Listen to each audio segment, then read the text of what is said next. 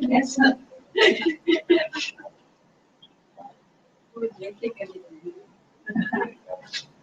And this one.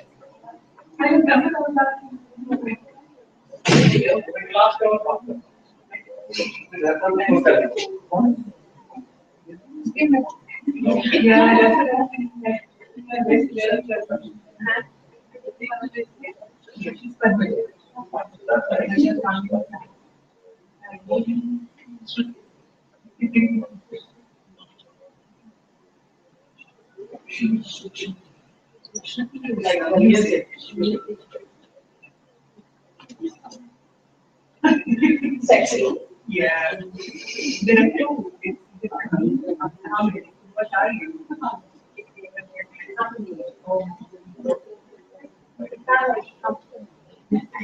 I mean, I think to remember. Right? Yeah.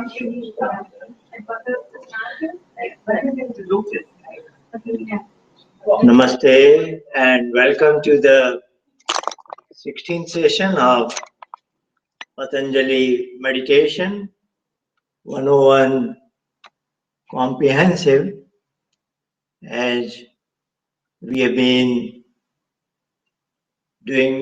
devoting first few minutes on informal meditation with Gayatri Mantra as the vehicle. We recite it a couple of times and then be in the lap of that cosmic mother as if we are lost in the inner light within us called Bharga. The meaning is cosmic consciousness is known by the term Om, ever existent, untouched by pain and blissful. That Savita Dev brings us into the world. May we acquire her brightest light that is most admirable. May that light inspire our intellect in our day-to-day dealings. This is the meaning of Gayatri Mantra, and we hope in our deep meditation we are lost in that deep meaning of it, where there is no word and not even the meaning. It is just the feeling like a child is in mother's lap. Om Bhurvubhuvah Svah Tatsaviturvarenyam Bhargo Devasya Dhimahi Dhiyo Yona Prachodayat. Om Bhurvubhuvah Svah Tatsaviturvarenyam Bhargo Devasya Dhimahi Dhiyo Yona Prachodayat.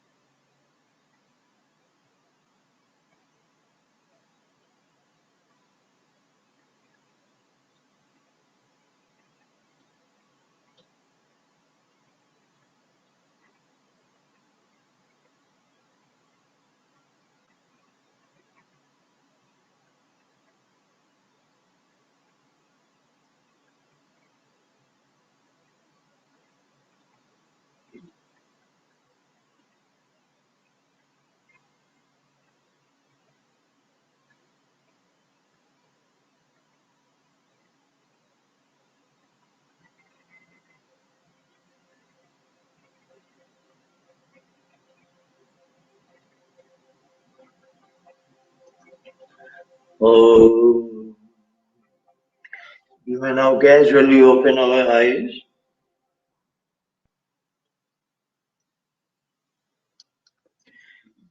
We have been discussing the Patanjali Yoga Sutras, and by now we have covered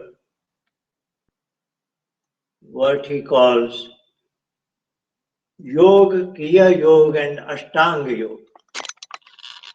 We have discussed all three of them. Of course, Patanjali's book is on yoga, but it covers prescription for the entire humanity. So, yoga is for superior chitta without klesh. Klesh is ignorance. If somebody has ignorance, like a small child has, many of us are in that category. Ignorance is not typical worldly sense. Ignorance in the sense we don't quite have the final purpose of human life. Like a child, 2-year, 5-year-old child, just playing around, studying slightly, and just enjoying his time, and doesn't harm anybody. The child doesn't harm anybody. Not at the expense of others, but he is enjoying every moment mostly. Of course, he's dependent upon his mother and father, etc. But otherwise, the child, if you look at isolation, is having good time and is not harming it. So that is something you can say is klesh. He is not thinking what he will do later in life, what are the objectives of the human life. He is just enjoying the present moment. That I will say, if we are in that category, that is also a good human being, very good human being, because he is not harming anybody. Then the prescription is that of Kriya Yoga. Now there is a human being with klesh, but knowingly or unknowingly, as he is, suppose that child grows up, now he is an adult, now he is not innocent like child, and he may not still have the purpose of his life, but he might be adopting some shortcuts in life, even harming, cheating others for personal gains, because he didn't have any major specific purpose in life. He just wanted to enjoy life. As a child, he could afford to do it. But as a grown up person, you cannot live like that for long. You have a family, you have other responsibilities, you have to earn money. And if you have to earn money, you may adopt certain wrong means also, because these are all your responsibilities. So knowingly, unknowingly, that child has grown up with that ignorance, klesh. Now that has developed into impurities. Impurity in the sense, now he does something immoral things, cheating others, hurting others, etc. etc. So for this is what is present major part of humanity, 95% people. They will come, or 90%, I don't know exactly, but a large fraction of humanity will come in this category. For them, Patanjali is prescribing Ashtanga Yoga. Ashtanga Yoga is for a chitta with klesh that has resulted into impurities. You did not guard yourself, and that has allowed to become impurities in life, that you are not following ahimsa, satya, asteya, brahmacharya, and apaigya, those 5 yama. So for them, Patanjali goes after Ashtanga Yoga, and I like to explain all this through a metaphor. Consider a child wanting to visit a village fair with his mother. There is a small village and there is a family, mother and child, and in the village playground, they have organized a fair, all kinds of rotating wheel, lot of games for small children and food and all that. Of course, every child wants to go there. So one child tells his mother, I want to go there. So let's look at 3 such combinations just to explain to you these 3 kinds of yoga prescription. Of course, the mother is concerned. There is a lot of crowd, and suppose we two get separated, then how to handle that situation? So where to meet if they get separated in the crowd? So first child says, mother tells him, look, if we get separated, you have to come back home. And this is the road map. You come out of the entrance, walk this long, then take a right turn and then left turn, and our home is on this side. The child has never walked alone that distance. So the mother is ensuring that if we get separated, you can come back home. Child says, okay, I have understood. This I call as Ashtanga Yoga. It will become clear. Let's proceed further. Then there is another child. He also tells his mother. The mother tells him the child is pretty smart, smarter than the first one. Now the mother tells him, if we get separated, so you know there is a big arch and main entrance of that village fair. You just come there. Whoever gets separated first comes there, and the second person will also come, and then we'll meet. So as soon as we realize we have got separated, both of us will head for the main entrance and we will stand for each other and then we will get united. No problem. This I will say is the child who is slightly developed intellectually, and Kriya Yoga is followed by this child. Now there is another, what could be another alternative for a child for whom Patanjali is prescribing yoga? Now this is third child. Third child, again mother is telling him, what will we do if we get separated? Then how can you come back home, etc. The child says, I have no interest in knowing all this because I am confident I will not get separated. Why? I will always hold your finger very tight. So I will never get separated. So he doesn't bother about all other kinds of road maps. So this is the child who is in the part of yoga. So one who is so confident that I am united with my mother, even in a crowded situation, I don't forget her. I look around, enjoy the world, but I am always united with her. So this metaphor tries to explain to you that yoga, kriya yoga, and ashtanga yoga is relevant for an individual depending on how much is he related to that cosmic consciousness. Depending on your distance, if you are too far away, if you are little far away, and if you are always with him, then these are three prescriptions of Patanjali. And they have been covered. There is a common factor, very interesting. In all his three prescriptions, there is one element, namely Ishwar Pranidhan, which is always there, the common factor. And that is what we are looking at. And I have tried to explain Ishwar Pranidhan as love a child has towards his mother, that small child.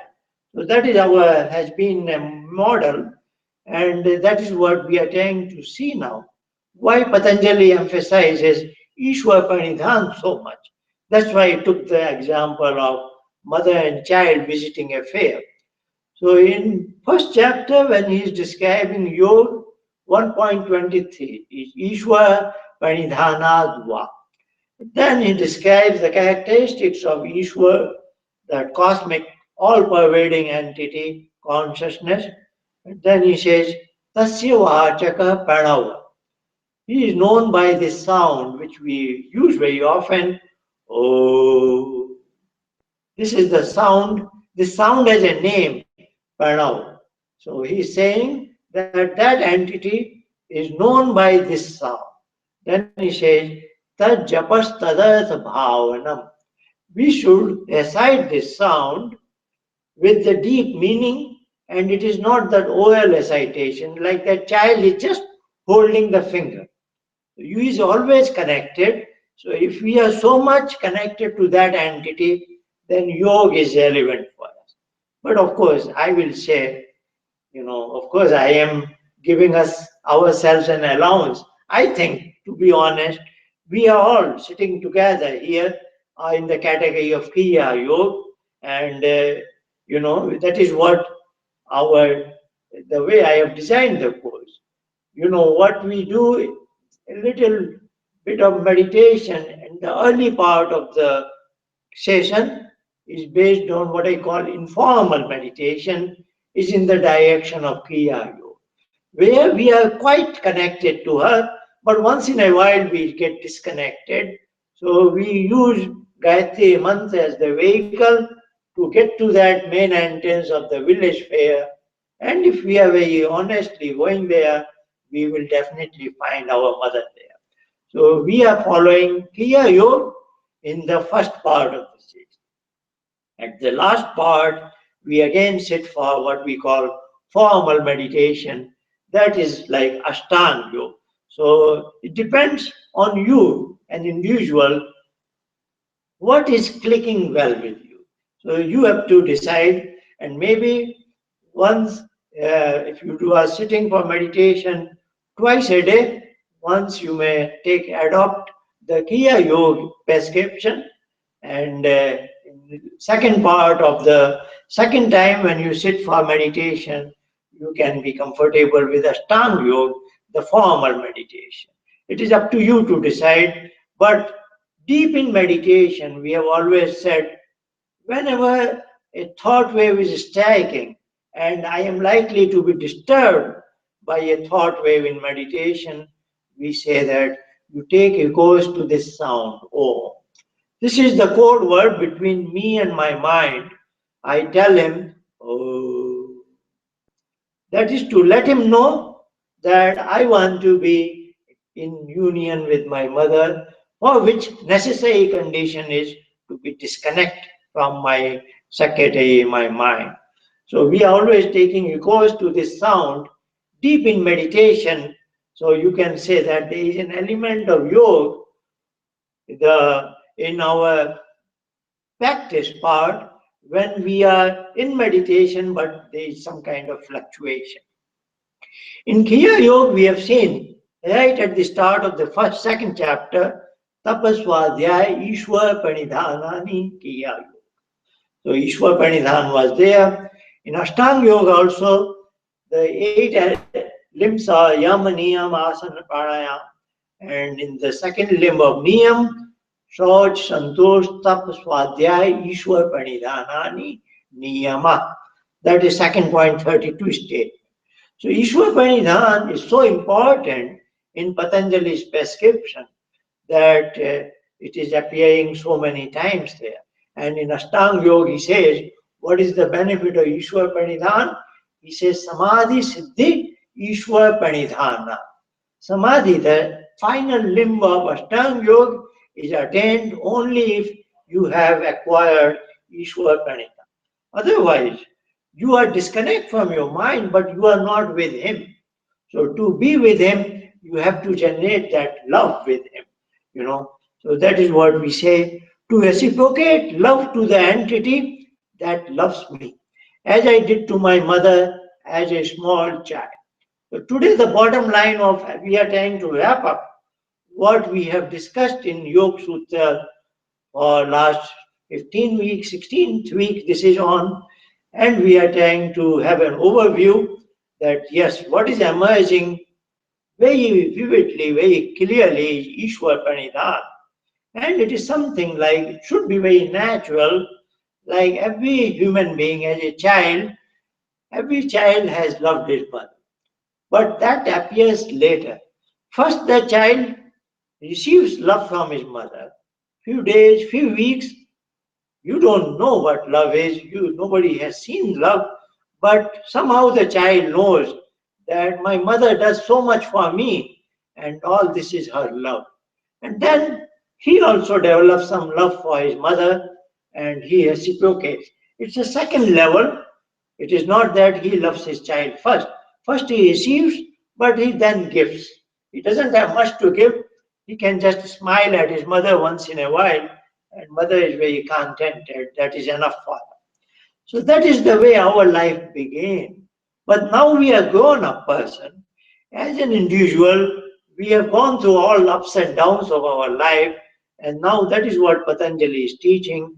The way you loved your mother as a small child, begin that sort of a falling in love with that cosmic entity. So that is what is his suggestion. And that's what, if we are getting along well, then we are able to succeed in Ishwar Pranidhan, and that will be very useful. As you say, as I like to describe in, let me go to my moderator's room, yes. As we always say, we are body, mind, and soul. This is my body, this is my mind, this is me, my soul. For a beginner meditation practitioner, I always emphasize meditation is disconnect from body and mind, particularly from mind, because this is a serial connectivity.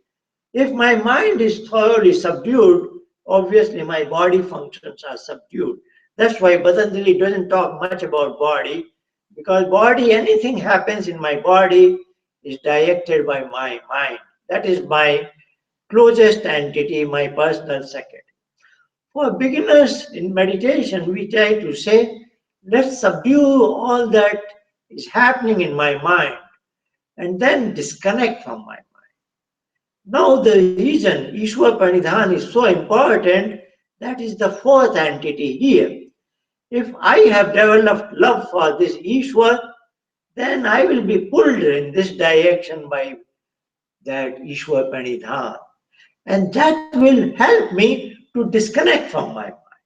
So that is why, if I am developing Ishwar Pranidhan in my thinking, the way I live every moment, just like a small child is always lost in his mother. You don't have to teach him. He comes with in the world with that strong bonding with his mother. If we develop that strong bonding, then this will be pulled by Ishwar Pranidhan towards that cosmic mother. That will assist me to disconnect from my mind. And indeed, that will fill in my mind with that feeling of love that, yes, my secretary will help me. He also knows that let my master go into the cave and be united with that cosmic mother, because that will give a different kind of happiness. And that is the job description of my mind, to make my life happier. So all this is mind game, what Patanjali is trying to teach us, a very higher level of psychology, where we are tuning our mind, training our mind to not to be hindering in my meditation, but to assist me in my meditation. So that's what we call why it is so important. And let me go back to the slide. And now I want to say, just as a motivating factor, we know as a small child how much is important to that what we call mother's touch. I like to see it sometimes. It's very nice to see such things in life. If you have a possibility, an opportunity, a small child like our friend Jasbir is there, his daughter is of that size. She is 2 years old, something like that. If you go in his home or any home where such a small child is there, you watch for a while, half an hour, 1 hour, the child is enjoying his time, and then he goes to his mother. Mother doesn't call him, but the child goes himself. The mother is, of course, usually busy. She will just put her hand somewhere on his head, on his chin, cheek, something. She might kiss him for a while, something like that. And then child is contented, satisfied.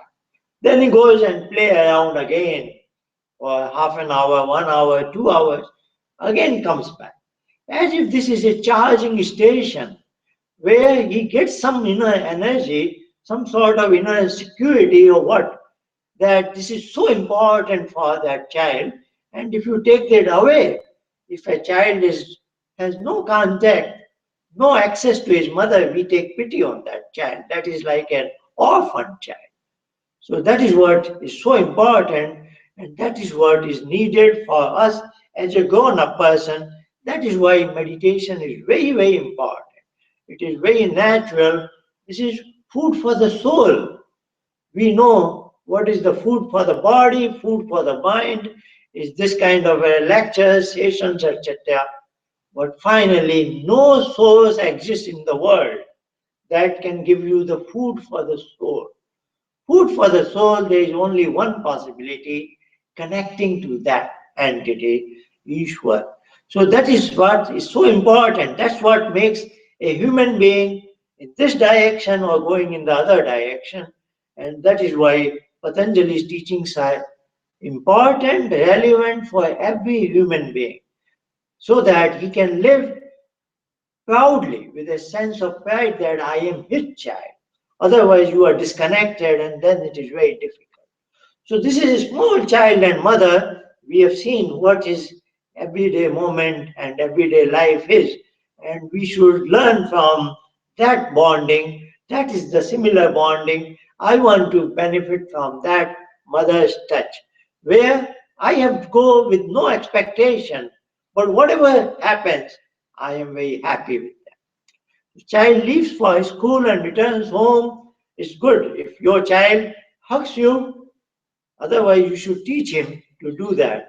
And that is what is required. That's why meditation, the classical Indian practice, has been early in the morning and early in the evening, before the day starts and the day ends.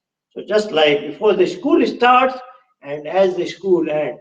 So, that's why usually I've been telling you at least give at least sit for meditation once in a day. But now think I can say, if possible, try to sit twice a day, because this is the background.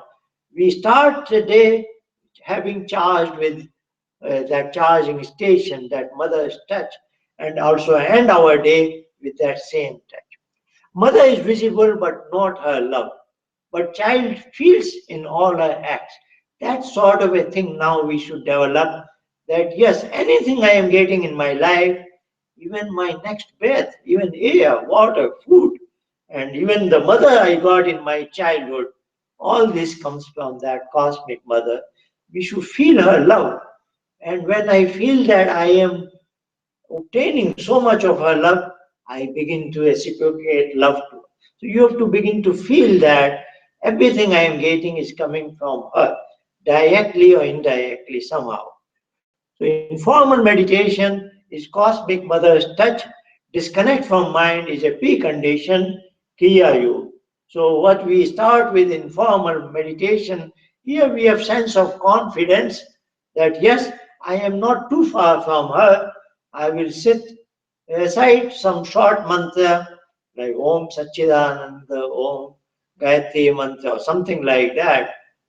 That will inspire my mind for that small journey I want to do in my innermost consciousness, and I will be with her.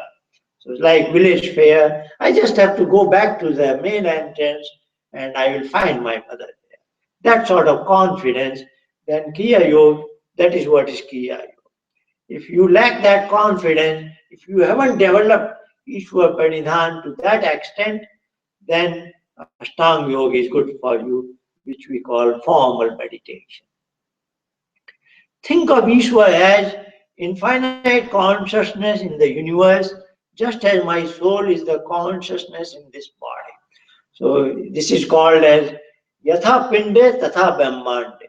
Whatever, this is a small subset, microcosm, but this is also reflecting the entire universe.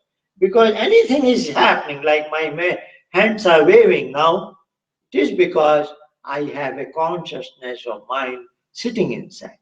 If that departs, these hands will not be moving there. They will be just sleeping, dead sleep, permanent dead, isn't it? So anything is happening here because of that small light source, my soul, my consciousness. So is true with the entire universe.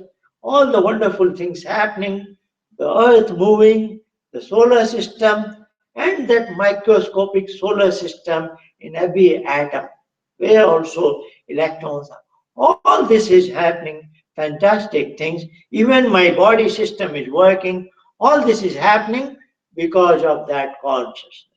So this is the way to think that if my soul is consciousness in this system, making it a good living system, and whole universe is a living universe, because of that infinite consciousness, who creates and not only creates, only sustains. Like some engineer made my laptop, but he is not here. He cannot repair it at this very moment. He is external to it. But this infinite consciousness is very unusual. He created the universe, but he ensures every moment it is functioning according to certain laws. So creates and sustains everything, including the underlying laws. Rit and Satya, we say. Satya is the universe. Rit is the underlying laws which are governing the universe. And if there are laws, there is definitely a lawmaker. So he is the lawmaker for all the natural laws of physics and also for the law of karma that, that is necessary to manage all our infinite tiny souls. So our movement from this life to next life or within this life is governed by the law of karma, and the movement of all the minor small particles and huge bodies are governed by the laws of physics, etc. And he is the lawmaker, and he ensures that those laws are enforced every moment very precisely. That's why we can predict tomorrow's sunrise and so many things we are able to predict. Of course, we have good mathematics, but also we trust those laws. They will function even tomorrow. We are so confident about it.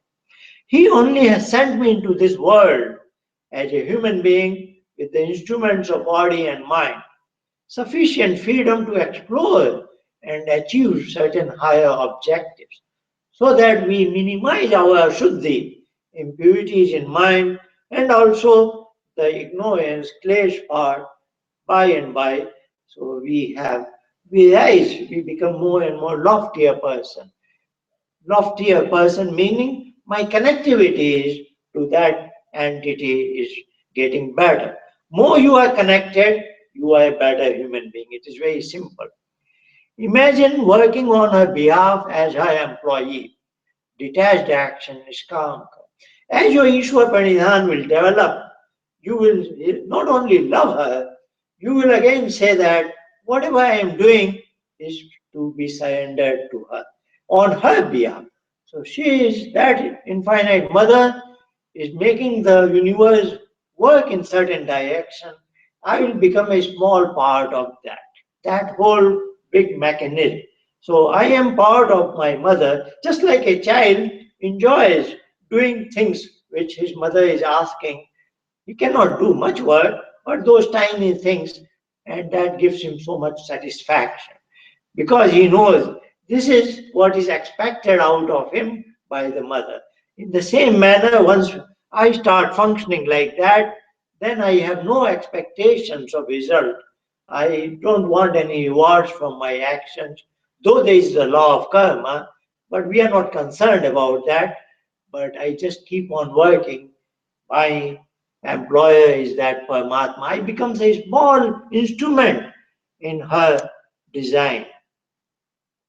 I must spend some moments with her, not to beg anything. This is also very important because typically a human being, if you go to so-called places of worship, the temples and all kinds of churches and mosques, what not human beings have made. And if you ask people at the entrance, why are you going here? 90% people have some expectation. They say, I am going to pay for this. I want success in business. I want success, promotion in my job. I want a child or this or partner, this and that. Everybody has some expectations. Typical human being wants to be with that entity with an expectation, with an agenda.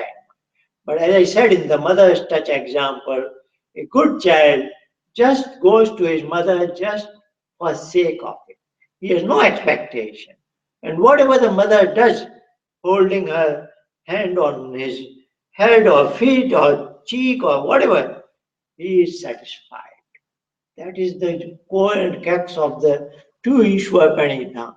So to meditation practitioners, I want to say, when you are united with her, There should be no word, no meaning, no exchange.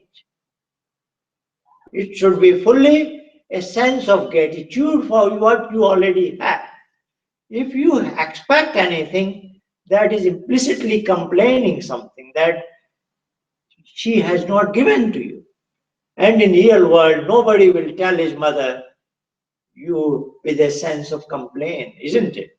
We will not meet our mother and complain, you didn't send me to that school or you didn't give me this or that. We have full faith, full trust that my mother did best for me. In the same manner, we should have never a feeling that I am going deep in meditation, I will be united with her and I will ask for something.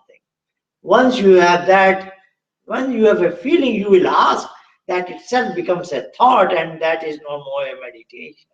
So pure meditation is nothingness. You want nothing from her. Out of, out of genuine love and gratitude you want to be with her. In those moments I am not connected to anything else. This is really the essence of meditation. Disconnected from the world to connect. As my meditation quality improves, I am able to explore more about myself. All this happens automatically. As you are progressing in meditation, as you are getting more connected to her, you will go through several kind of transformations, but you should not expect anything. I will be able to explore more about myself. I will know more about me. Otherwise, we know about our mind only and what mind brings to me. Now we will know the intricacies of our chitta, and I will have the confidence that I can subdue it. I disconnect from my chitta. Then I have an opportunity to know who am I, that our deep sense of awareness, my own pure consciousness, deep in meditation. And then we have discussed last week, that is a pleasant moment. That is what Patanjali is guaranteeing. When you are deep in meditation, you are bound to say, I enjoyed it. That nobody in the world can guarantee that you do this and you will always enjoy it. But here is Patanjali and his predecessor, Kapil. They are saying, if you are deep in meditation, if you have got that mother's touch, you are bound to say, that was wonderful, isn't it? That is what they are guaranteeing. And more about her, and yet more about the relationship between two of them. And then it expands further. That can redefine my relationship with everything in the universe. Now I begin to look at others in a different way. Just the way I see I am her child, so are others. So they are my brothers and sisters. Like one child in his mother's home looks at another child as his brother, sister, and they have a very positive relationship. Now your family is infinitely large, even animals and birds. You look everybody as child of that cosmic. You think they are all yours. And not only that, the environment also. Like a small child in his mother's home will not break anything, waste anything, because he knows my mother has put this here. This is at the right place, and this is the way it should be. He will never do anything contrary to that. And now we are connected to her through Ishwar Pranidhan. We look at the outside, the universe, the ecology, the environment, as if that is my mother's home. We don't harm anything. Everything is sacred and important. Water, even a drop of water becomes important. That is a gift from her. The environment and all the other beings leading to a deeper sense of peace and fulfillment. Falling in love with her, that is what I said. As a child, all this becomes automatic. Now we have to train our mind. Reciprocate love to her, whose shower of love should be felt every moment, in every breath. Be thankful to her when you eat, drink anything. Suppose you peel a banana. Of course, one extreme you can be very proud that you have earned so much money, you can buy so many things, including all kinds of fruits and everything. So you can say, I bought it and I am eating it. I worked hard at it. But come to think of it, look at the economics in a different manner.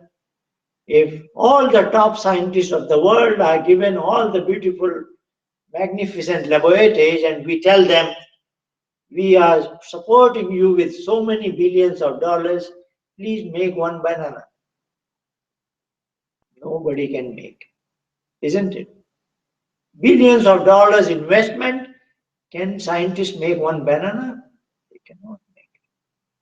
So when you begin to feel like that, that this is my mother has given, it is priceless gift, you have deep sense of gratitude and appreciation, isn't it?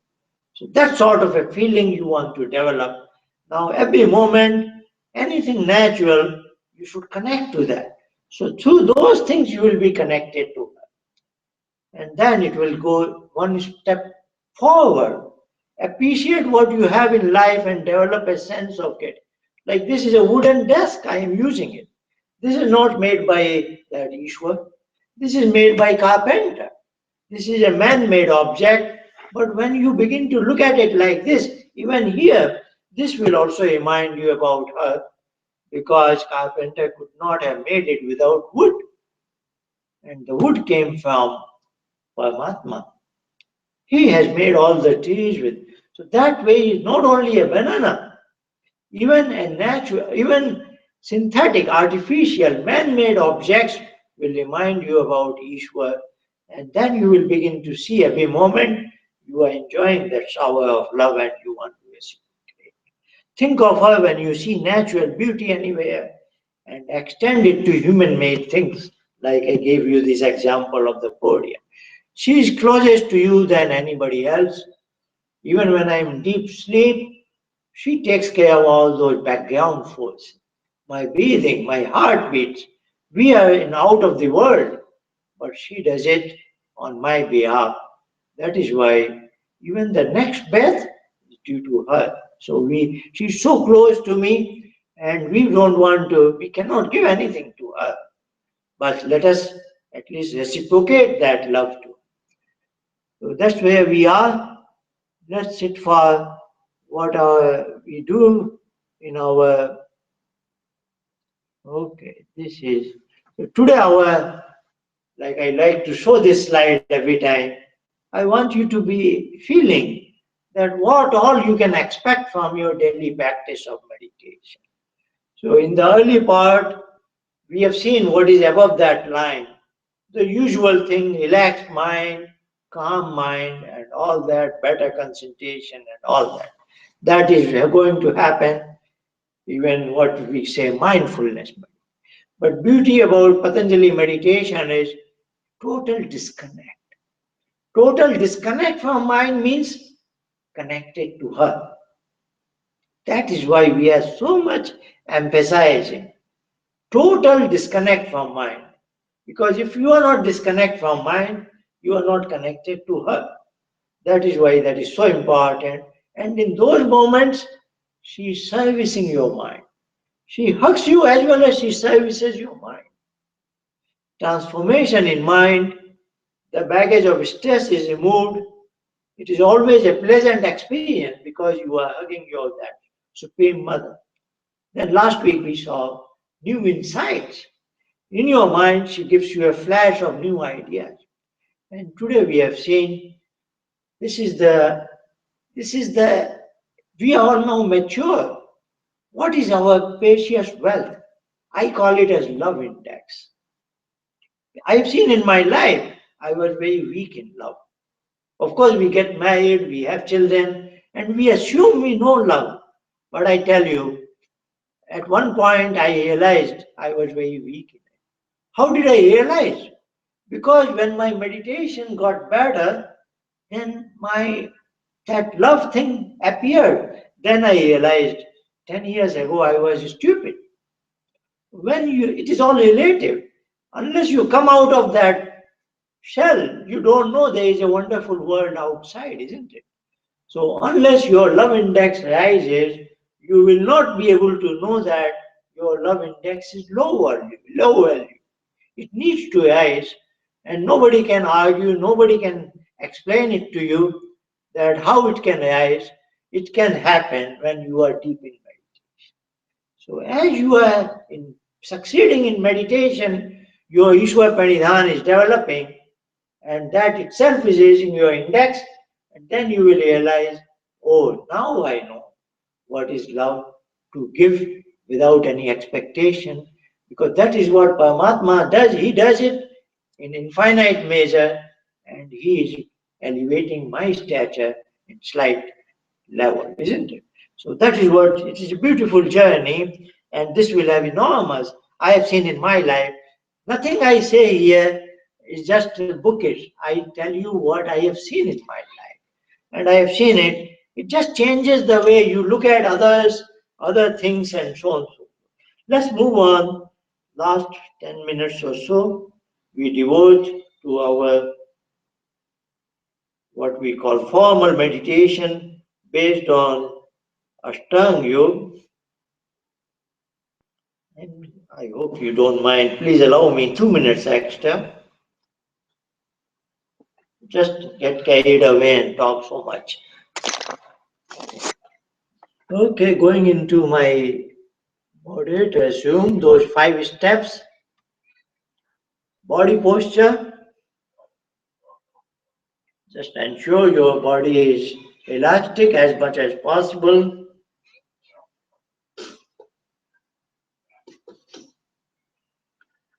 Your shoulder joints, neck joint, back joint, lower back, etc.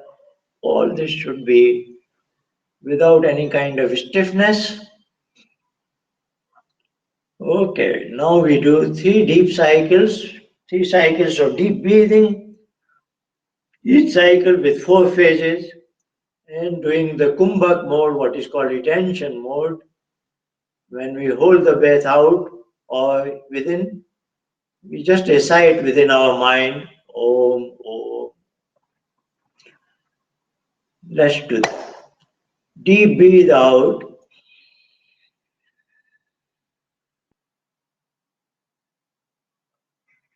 Hold the breath out. Om, Om. Deep breathe in. Om, Om, Om.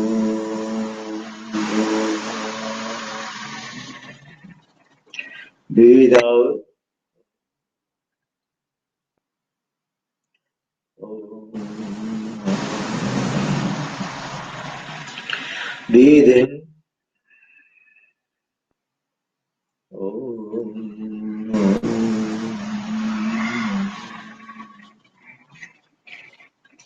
One more last cycle. Breathe out. Om.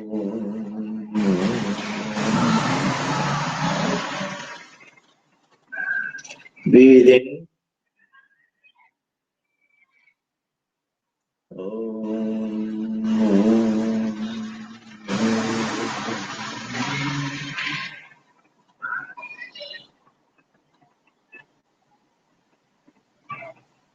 We are letting our breathing operations to be taken over by the inner force, who is nothing but that cosmic mother, so that I am not concerned about it.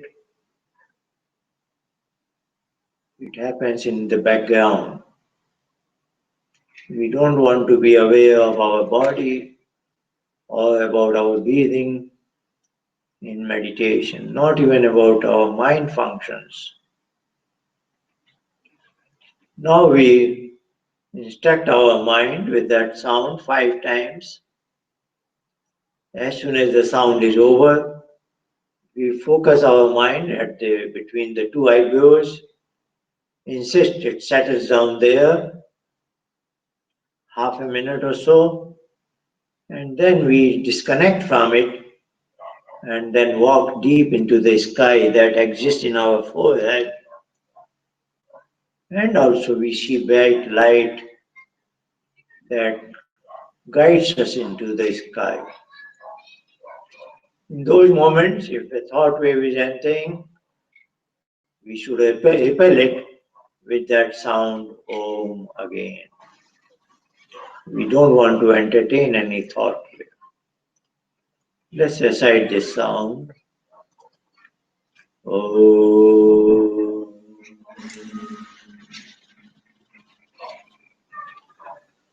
Om.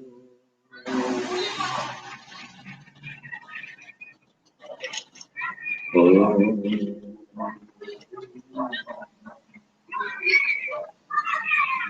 Om.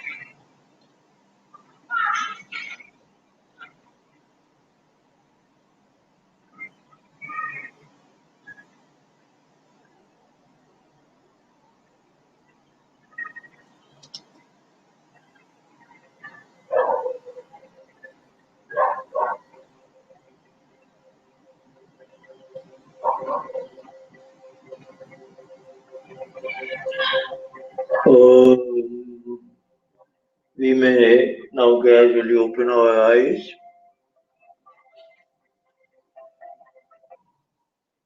That was our 16th session.